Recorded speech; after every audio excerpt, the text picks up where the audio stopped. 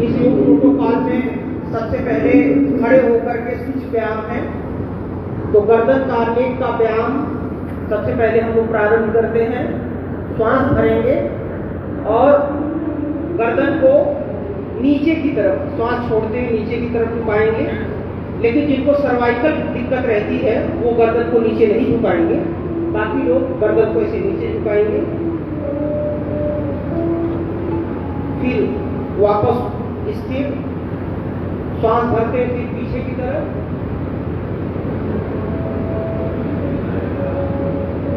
उसी प्रकार से फिर सामान्य स्थिति। अब दूसरी क्रिया इसकी है, गर्दन को हम सभी श्वास भरते हुए बाईं तरफ ऐसे कनपटी को सटाने का प्रयास करेंगे। बाईं तरफ,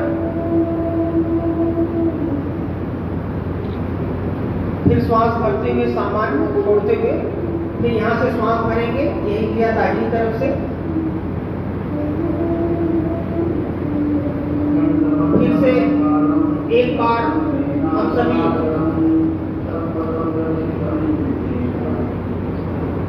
एक बार पुनः बाईं तरफ गर्दन को ले जाते हैं।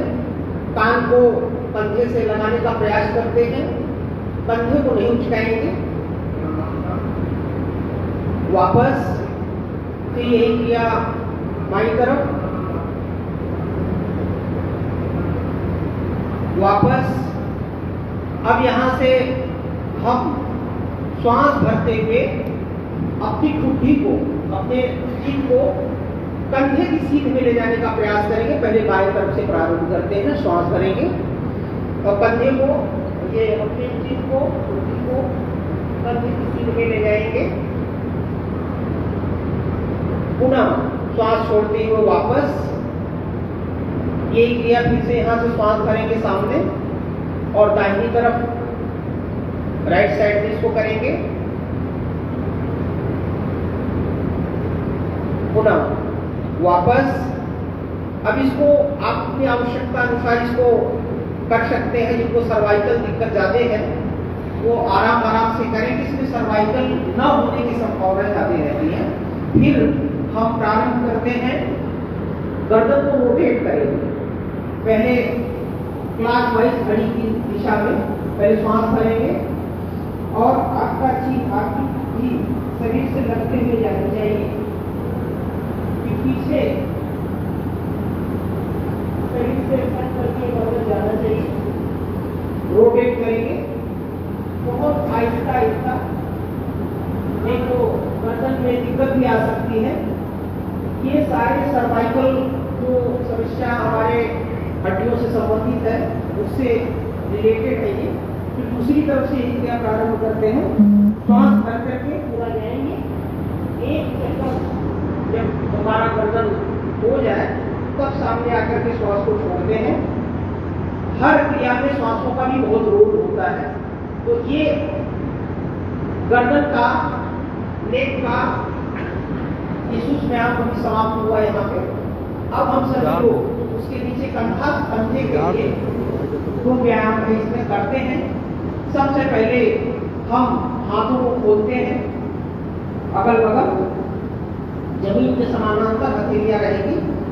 अब यही सीधे ऐसे ही ऊपर की तरफ ले जाएंगे इस प्रकार से, और ये हमारा हाथ कान से सटा हुआ होना चाहिए, उसमें दूरी भी रहनी चाहिए। साथ में हमारे हाथ की हथेलियां विपरीत दिशा में होनी चाहिए। इस प्रकार से हम महसूस करते हैं कि हमारे शरीर में खिंचाव हो रहा है, हमारे कंधों में खिंचाव हो रहा है। फिर वापस हम सभी हाथ को नीचे ले आते हैं। ये क्रिया सामान्य तौर पर 2-3 बार करते हैं तो कंधे खुल जाते हैं। इसी प्रकार से अब दूसरी क्रिया कंधे के लिए करते हैं। तो हाथ को हम सभी फिर से फैला देते हैं, हथेलियां आसमान की ओर हो जाएंगी और पांचों उंगलियों को मिलाते हैं, कंधे पे ले आते हैं। श्वास भरते हुए हम एल्बो को पहले मिलाएंगे सामने और इसको घुमाएंगे ऐसे श्वास भरते हुए छोड़ते हुए। श्वास का भी इसमें बहुत बड़ी भूमिका भूमिका होती है। श्वास लेते रहें, छोड़ते रहें, श्वास करके एक को मिल जाए। फिर अब इसी को दूसरी तरफ से भी करने का प्रयास करते हैं। ये सामने प्रयास ये करें कि आपकी कुहनी इनको मिल जाए और पीछे की तरफ जब जाए तो पूरा खिंचा हुआ होना चाहिए। इस प्रकार से ये हमारे कंधे का व्यायाम हुआ। अब हम सभी उसके नीचे कटी मतलब कमर का व्यायाम करते हैं। इसमें एक आसन बताया गया है, बहुत सरलता रखी गई है। तो आइए हम सभी दोनों हाथों को फैलाते सामने तरफ, ऐसे रेलवे लाइन की पट्टी की तरफ हम हाथ को ऐसे सामने रखते हैं और श्वास भरेंगे सभी लोग। और अपनी बाईं तरफ आप पीछे की तरफ ऐसे चलते जाएंगे ऐसे। तो बायां हाथ तो आगे चला जाएगा, लेकिन दाहिना हाथ आपके कंधे के पास रहेगा। इस प्रकार से पीछे की तरफ देखें और महसूस करें कि आपके कमर पे, आपके पेट पे, गर्दन पे, कंधों पर किस प्रकार का एक खिंचाव हो रहा है। फिर वापस सांस छोड़ते हुए सामने। फिर यही क्रिया आप श्वास भरते हुए अपने दाहिनी तरफ जाएंगे। पूरा हाथ, दृष्टि आपकी जो दाहिना हाथ है उस पर हो जाएगी और आपका बायां हाथ आपके कंधे के बराबर हो जाएगा। इस प्रकार से थोड़ी देर रुके, फिर श्वास को छोड़ते हुए वापस आए। तो ये क्रिया आपके कट के लिए, कमर के लिए। अब उसके नीचे घुटने का एक व्यायाम है। हम सब जानते हैं कि थाई के आसपास का फैट बहुत ज्यादा हो रहा है, जैसे अभी प्रधानमंत्री जी ने मोटापे के बारे में कही। तो हम सभी अपने हाथ को सामने रखते हैं ऐसे, श्वास भरते हैं। प्रयास ये करें कि पैर में गैप कम हो और श्वास भरते हुए जैसे कुर्सी पे आप बैठते हैं, ऊपर जाएंगे, नीचे जाएंगे ऐसे। और कम से कम इसको प्रयास करें कि 10 गिनती तक प्रयास करें रोकने का। 1 2 3 4 5 6 7 8 9 10। वापस एक बार पुनः इसको कर लेते हैं। श्वास भरें, हाथ को सामने रखें, श्वास भरें और फिर से नीचे जाएं और थोड़ी देर रुकने का प्रयास करें। इससे आप देख रहे हैं आपके घुटनों पर, आपके थाई के आसपास ये सारा बल पड़ रहा है, पैर मजबूत होते हैं इससे। वापस आ जाए। अब ये यहाँ से सामान्य स्थिति में, अब हमारा ये खड़े होकर के जो करने वाला सुस्त व्यायाम है यहाँ पर समाप्त होता है। अब हम आसन की ओर बढ़ेंगे। खड़े होकर के ये प्रोटोकॉल में 5 आसन बताए गए हैं। सर्वप्रथम हम ताड़ासन से प्रारंभ करते हैं। तो जैसा नाम ही है, ताड़ मतलब लंबाई बढ़ाने वाला।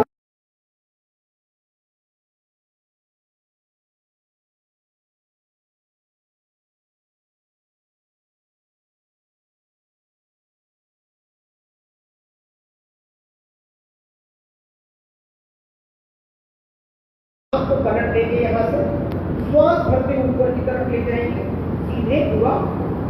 और इसी प्रकार से श्वास भरते हुए पंजे को पर हम आ जाएंगे, अपने एड़ियों को ऊपर उठाएंगे, थोड़ी देर रुकने का प्रयास करेंगे।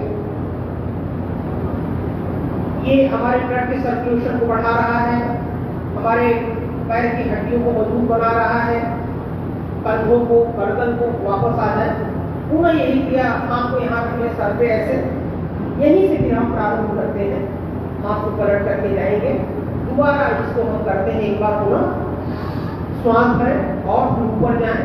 ये बच्चों को, विद्यार्थियों को किशोर अवस्था में कराने से इसमें हाइट तो जरूर बढ़ती है, लेकिन सभी उम्र के लोगों को करना चाहिए। और वापस प्रतिदिन जो इसका अभ्यास करते हैं तो शरीर का जो खिंचाव है, मांसपेशियों का जो खिंचाव है, ब्लड का सर्कुलेशन वो अच्छा हो जाता है। इसी के साथ साथ अब हम दूसरा आसन करते हैं और वो है वृक्षासन। वृक्ष स्थिरता का प्रतीक है, तो हम ये एकाग्रता के लिए, कंसंट्रेशन के लिए इस आसन को कराया जाता है। तो आइए हम सभी प्रारंभ करते हैं। बाएं पैर को स्थिर रखेंगे, दाहिने पैर पैर को उठा करके और अपने जंघास्थि के पास ले जाने का प्रयास करेंगे। थोड़ा ये बैलेंस वाला आसन है और गद्दे लगे हुए हैं, थोड़ा बैलेंस बिगड़ सकता है क्योंकि ये गद्दा जो है ना, गद्दे पर दिक्कत होती है करने में। तो जिनको दिक्कत हो तो आप सामने भी आ सकते हैं। तो इस प्रकार से सामने आ जाएंगे तो थोड़ा गद्दे पर बैलेंस बिगड़ता है। पहले बैलेंस बन जाए तो हाथ को फिर खोलते हैं ऐसे, फिर ऊपर ले जाते हैं और थोड़ी देर हम इस अवस्था में प्रयास करें टिकने का, रुकने का, स्थिरता का। ये प्रतीक है, इससे एकाग्रता बढ़ती है, पैर मजबूत होता है और ध्यान आपका, जितने भी रिलीजियस धारावाहिक आप देखते होंगे, अपने इष्ट वापस आ जाए। और पुनः हम इसी क्रिया को बाएं पैर से प्रारंभ करते हैं। बाएं पैर से शुरू करते हैं, बाएं पैर ले जाएंगे, टिकाएंगे। अपने इष्ट को प्रसन्न करने के लिए सभी लोग इस प्रकार से तपस्या करते थे। तो ये स्थिरता का प्रतीक है। हम कैसे अपने शरीर को, जो चलते फिरते हैं तो पैर ठीक से नहीं पड़ता, उनको दिक्कत होती है, फिर वापस आ जाए। इसको हम जितना रोक पाते हैं ये हमारे लिए उतना ही सिद्धासन में माना जाता है। अब हम सभी तीसरे आसन की ओर बढ़ते हैं। जैसा कि आप सब जानते हैं कि हमारा पेट हमारे शरीर में मोटापा में सबसे बड़ा रोल होता है उसको बैलेंस करने के लिए, थाई के आसपास का फैट कम करने के लिए हम सब करेंगे पाद हस्तासन। पाद मतलब पैर, हस्त मतलब हाथ। पहले हाथ को ऊपर उठाएंगे, श्वास भरेंगे। इसका एक सूत्र है, जब भी हम ऊपर जाते हैं तो श्वास भरते ऊपर ले जाएंगे हाथ को पूरा सीधे, और श्वास भरते पीछे की तरफ आप जितना जा सकते हैं। अब श्वास छोड़ते हुए आगे आएंगे, झुकेंगे और प्रयास करें कि हाथ आपका पैर के बगल में हो जाए, नासिका आपकी घुटने से लग जाए। अगर नहीं लगती तो कोई बात नहीं है, प्रयास करें झुकने का। सभी लोग झुके, जिनको कमर में दर्द है वो नहीं करेंगे, बाकी सभी के लिए यही आसन। थोड़ी देर रुकने के पश्चात वापस आए, पूरा श्वास भरते हुए हाथ को नीचे ले जाए। एक बार इस क्रिया को और करेंगे, फिर से श्वास भर करके हाथ को फिर से ऊपर ले जाएंगे और पुनः आप आगे की तरफ झुकेंगे।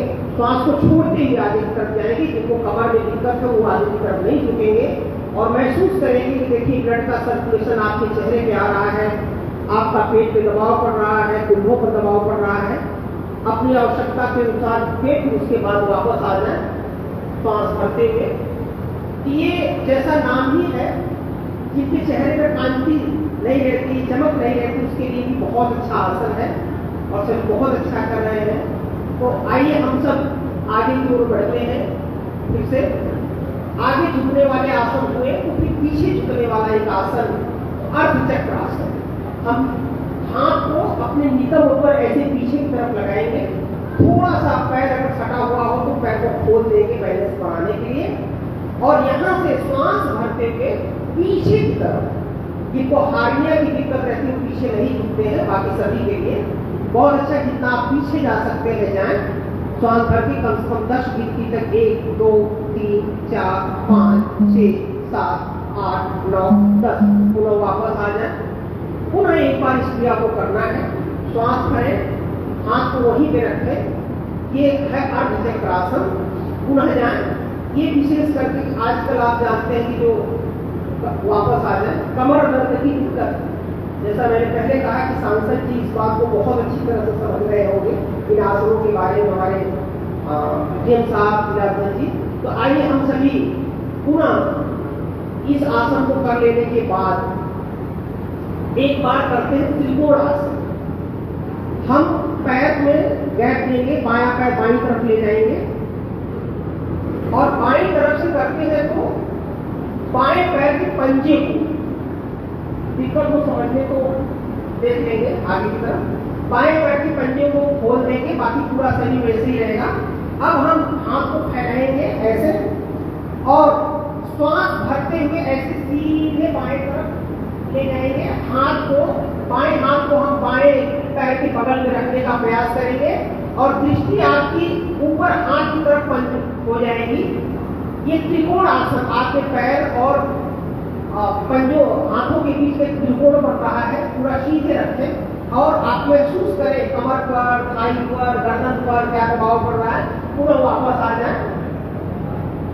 और यही क्रिया आप दाहिने पैर से करेंगे, दाहिने पैर को खोलने पंजों को, और फिर सीधे आप बचपन में बहुत जहाज खेलते थे वही क्रिया है ये। फिर से श्वास भरते हुए नीचे जाए इस प्रकार से, जैसे हमारा लड़ाकू विमान हवा में करतब दिखाता है, ठीक वही स्थिति बनती है। और हाथ ऊपर लेना लेते ये महसूस करें आप अपने कंधे पर, कंधे पर, गर्दन पर जो दबाव है, एक बार फिर से वापस आ जाए कि जितने भी हमारे साधकगण है, विशेषकर अधिकारीगण है, वो अच्छा कर रहे हैं। तो आइए हम सभी ये खड़े होकर के करने वाले आसन यहाँ हम समाप्त करते हैं। ये 5 आसन हुए हैं और अब बैठ करके करने वाले आसन करते हैं। बैठ जाएंगे अपने स्थान पर। ज्यादातर इसमें दैनिक दिनचर्या में हमारी जो दिक्कतें आ रही है उन सबको दृष्टिगत रखे हुए ये आसन जोड़े गए हैं। तो हम सबसे पहले तो दोनों पैरों को फैला दें और हाथ को पीछे रखेंगे। ये है विश्राम की अवस्था, इसको दंडासन बिना देखिए पैर को फैला दें। हाँ, अब हाथ को पीछे रख दें। अब यहाँ से हम लोग करेंगे भद्रासन, जैसा कि हम लोग प्रति बटरफ्लाई के रूप में, तितली व्यायाम के रूप में इसको करते हैं। लेकिन अब क्योंकि प्रोटोकॉल में भद्रासन के पैर को पंजे को मिला लेंगे, एड़ियों को मिला लेंगे, अपनी तरफ खींचेंगे। इसमें थोड़े ढीले कपड़े चाहिए। हाँ, तो इस नाते से अब हम सभी इसको इसमें तो केवल बैठने मात्र से इसका लाभ हो जाता है। आप चाहे तो पैर को हिला भी सकते हैं, ऐसे हिला दीजिए। और जैसा कि नाम ही है बटरफ्लाई, इसका ये शरीर को हल्का बनाता है। साथ में जो भी हमारे पुरुषों से संबंधित दिक्कतें हैं, मुर्गी दिक्कतें हैं, डायग्नोस्टिक से संबंधित, हाइड्रोसिन से संबंधित या कोई विकार चाहे महिलाओं से संबंधित हो, सब में ये कार्यक्रम होता है। लेकिन माताओं बहनों को 3-4 दिन की अवस्था जो होती है उसमें नहीं करना चाहिए। बाकी आप इसको करिए, बहुत लाभ मिलता है इससे। तो आप वापस पुनः पैर को ले जाए। अब बाएं पैर को मोड़े और अपने नितंब के पास ले जाए। आगे देख लेंगे, ऐसे मोड़ करके वज्रासन में बैठना है। दाहिने पैर को मोड़ लेंगे। जिनको घुटने में दर्द है वो वज्रासन में नहीं बैठते। बाकी सभी लोग, ये हमारे जितने लोग बैठे हैं सामने, मैं देखता हूँ कि लोग जरूर करते हैं, क्योंकि इनके करने से ही पता लग जाता है। ये वज्रासन, जैसा कि सभी आसन करने में डॉक्टर साहब को मना करते हैं कि आप मत करिए भोजन के पश्चात, लेकिन यही एक आसन है जिसमें बैठना चाहिए थोड़ी देर। लेकिन पाइल्स की अगर समस्या है तो उसमें नहीं बैठना चाहिए। बाकी सभी लोग इसको बैठे, उतने दर्द है नहीं बैठना चाहिए। बाकी ये जैसा नाम ही है वज्र की तरह ये आसन है। अब हम तीसरे आसन की ओर बढ़ते हैं। पैर में बैठे ऐसे गैप दे देते हैं, दूरी बना देते हैं ऐसे जी। फिर अभी इसको हम थोड़ा फिर से जैसी स्थिति में तो ऐसे ही आ जाएंगे, उस आसन पहले कर लेते हैं। हम अपने जैसे बैठे से थोड़ा खड़े हो जाएंगे, ऐसे घुटनों पर खड़े हो जाएंगे। और क्या करेंगे कि यहाँ से हम फिर से हाथ को नितंब में लाएंगे। इसको कहते हैं अर्धपुष्टासन। हमारे मनीषियों ने हर जीव को सम्मान देने के लिए आसनों का नाम उठ के रखा। तो पीछे की तरफ हाथ भर के जाएंगे। जो अर्धचक्रासन का सावधानी की वही इसमें भी है। जिनको हार्निया की प्रॉब्लम पीछे नहीं झुके, जिनको सर्वाइकल है, गला गर्दन को नहीं झुकाए, तो फिर से वापस पुनः आ जाएंगे। अब इसी क्रिया में पूर्व आसन करते हैं। जिनका हो सके करे, नहीं तो कोई दिक्कत नहीं है। तो दाहिने हाथ को ऊपर से ऐसे दाहिने एड़ी को पकड़ेंगे, बाएं हाथ से बाएं एड़ी को पकड़ने का प्रयास करेंगे ऐसे। अगर पकड़ में आए कोई दिक्कत नहीं, तो जंघाती पर भी रख सकते हैं ऐसे।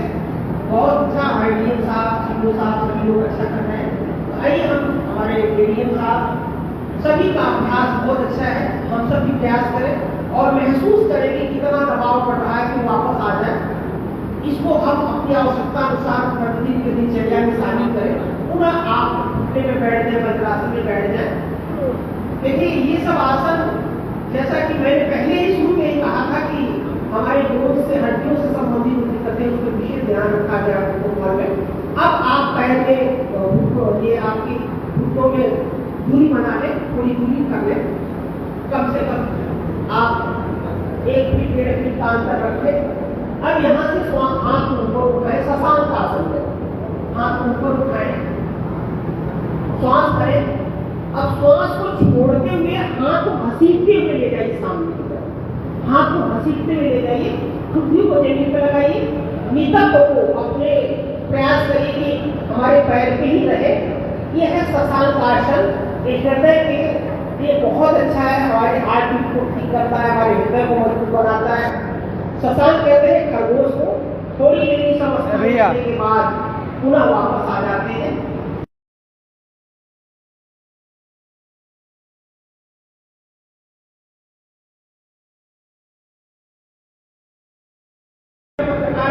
थोड़ा सा आप सामने से उधर से फोटो ले लेंगे, सामने देखिए।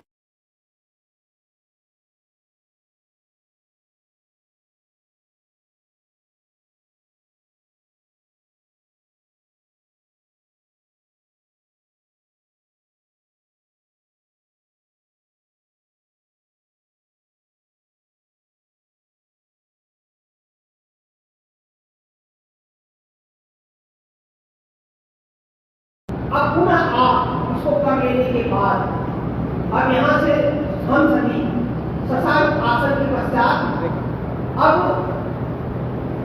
ये जो आसन हम कर रहे हैं उत्तान मंडूक आसन। उत्तान मंडूक आसन पुनः पैर को ऐसे ही रखेंगे। अब हाथ को दाहिने